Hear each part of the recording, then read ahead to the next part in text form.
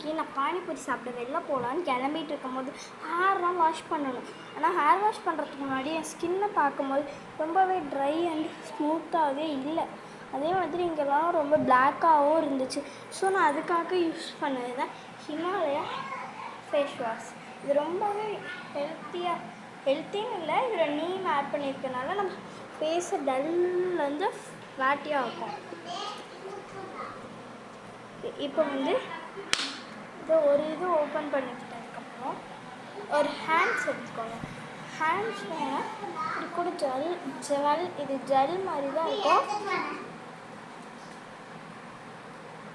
நான் கீழே லிங்க் கொடுத்துருக்கேன், அதில் உங்களுக்கு வேணும்னா ஆர்டர் பண்ணிக்கோங்க.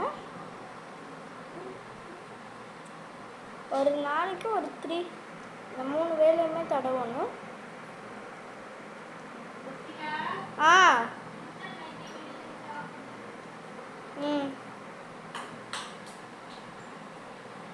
தடவிட்டோம்.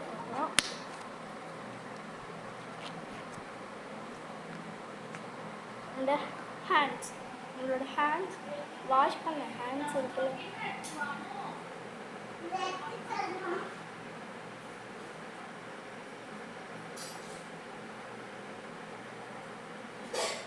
இந்த மாதிரி ஸ்மூத்னஸ் பண்ணி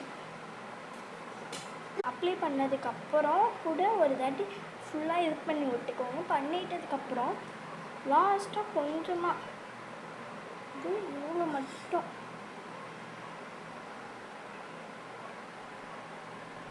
நிறைய இல்லை, கொஞ்சம் கம்மியாகவே எடுத்துக்கோங்க. போட்டதுக்கப்புறம் இவ்வளோ தான் போடணும். நாட்ஸ் மினிட்ஸில் எல்லாத்தையும் அப்ளை பண்ணதுக்கப்புறம்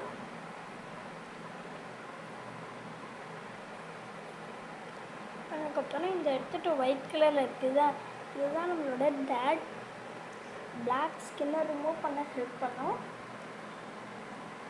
அதுக்கப்புறம் நீங்கள் இதை வாஷ் பண்ணதுக்கப்புறம் நார்மலாக சோப் போட்டுக்கலாம்.